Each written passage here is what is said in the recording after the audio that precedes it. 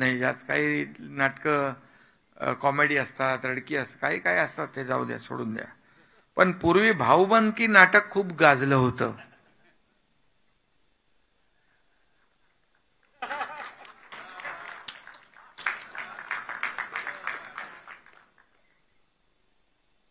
आता मनोमिलनाच्या नाटकाचं जोरदार प्रमोशन सुरू आहे. ठीक आहे, जाऊ द्या, चांगलं आहे, चांगलं आहे. राजकारणामध्ये राजकारण नाही, आज आता आपलं निव्वळ नाट्य मंदिराचं कार्यक्रम आहे. आणि अशोक मामांचं एक नाटक खूप भारी होतं. त्या नाटकाचं नाव होतं सारखं छातीत दुखतंय. होतं ना, सारखं छातीत दुखतंय. मामांना मी सांगू इच्छितो, शिवसेनेचं यश पाहून काही लोकांच्या सारखं पोटात दुखतंय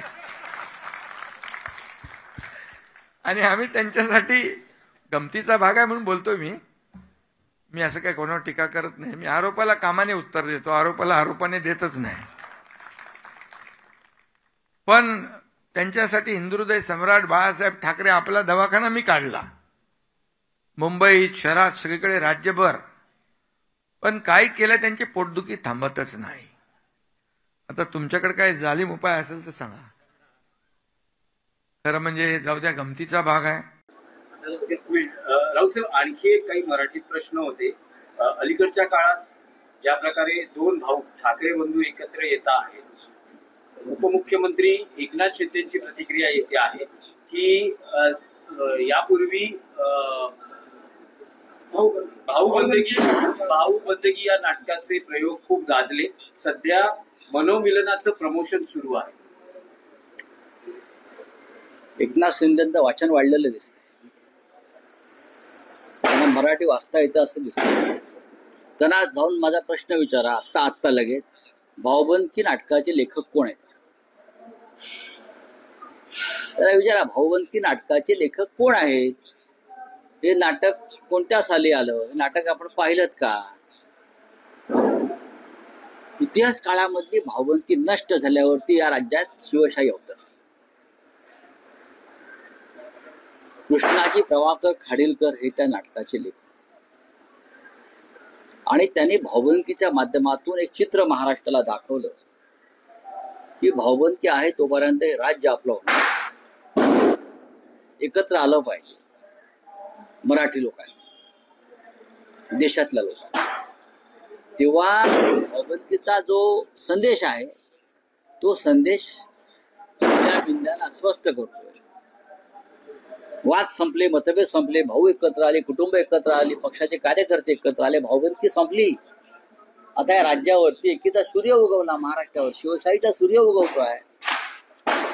भाऊबंदकी नाटकाचं महत्व तेच आहे. कृष्णाजी प्रभाकर खाडीलकरांनी तेच तर सांगितलेलं आहे.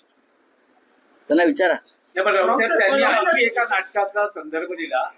ज्येष्ठ अभिनेते अशोक सराफ यांचं रंगभूमीवर गाजत असलेलं नाटक सारखं पोटात दुखतंय याचाही त्यांनी संदर्भ दिला. ते म्हणतात की कोणाच्या तरी सारखं पोटात दुखतंय आणि त्यासाठी आम्ही बाळासाहेब ठाकरे आपला दवाखानाही आणला, औषधही दिली, तरी पोटात दुखणं थांबत नाही. नाटकाचं नाव चुकतायत ते.